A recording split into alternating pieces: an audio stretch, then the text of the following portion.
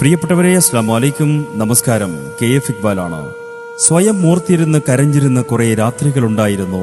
മഹാവ്യാധിയുടെ വേദനകൾ കടിച്ചമർത്തി ഉറങ്ങാൻ കഴിയാതിരുന്ന രാത്രികൾ. ജീവൻ തന്നെ നഷ്ടപ്പെടുമോ എന്ന് ആധികൊണ്ട് ഓരോ നിമിഷവും സൃഷ്ടാവിനെ വിളിച്ച് പ്രാർത്ഥിച്ച രാത്രികൾ. ഇനിയും എത്ര നാളാണ് അവൻ മരണത്തെ താലോലിക്കേണ്ടത്?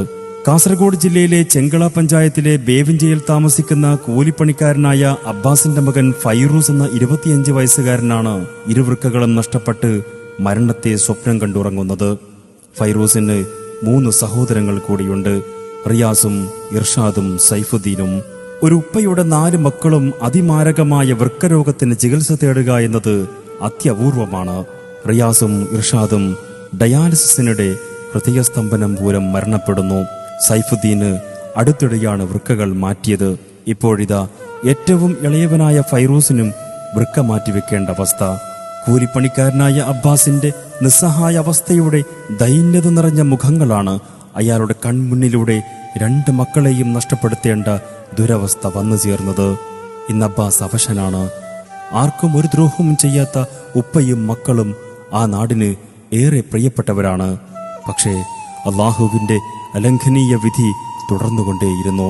പൊന്നുപോലെ വളർത്തിയ ചെറുപ്പക്കാരായ സുമുഖരായ 2 മക്കൾ ഡയാലിസിസിനിടെ മരണപ്പെടുക.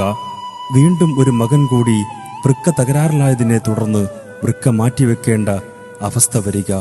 ഏറ്റവും ഇളയ മകന് കൂടി ഇതേ രോഗം പിടിപെട്ട് ഡയാലിസിസ് ചെയ്യുക. ഹതഭാഗ്യനായ ഈ പിതാവ് ഇനി എന്താണ് ചെയ്യുക?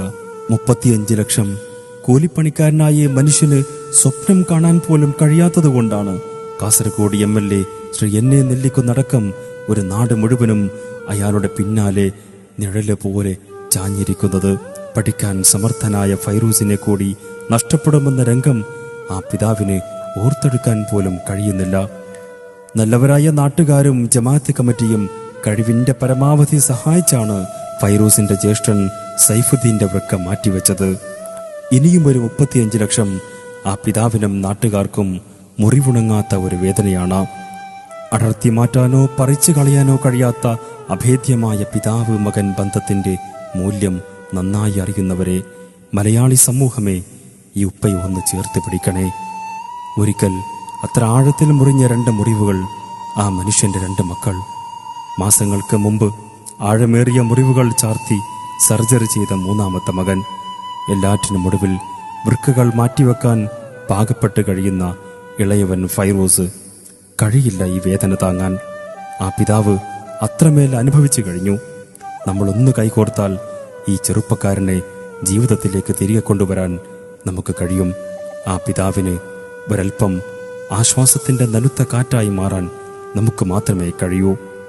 പാതി വഴിയിൽ വിട്ടുപോകുന്ന ബന്ധങ്ങൾ ഇനിയും ഉണ്ടാവാതിരിക്കട്ടെ. കൂടെയുണ്ടെന്ന് പലതവണ പറഞ്ഞൊടുക്കം ഒരു വിട പോലും പറയാതെ പറന്നകന്ന ആ 2 മക്കളുടെ മരണമാണ് സത്യം. ഇനിയൊരു മരണം താങ്ങാൻ ആ പിതാവിന് ശേഷിയില്ല. ഈ വീഡിയോ ഒന്ന് ഷെയർ ചെയ്യാൻ കനിവുണ്ടായാൽ അതാണ് ആ മനുഷ്യന് നമ്മൾ നൽകുന്ന ഏറ്റവും നല്ല സമ്മാനം.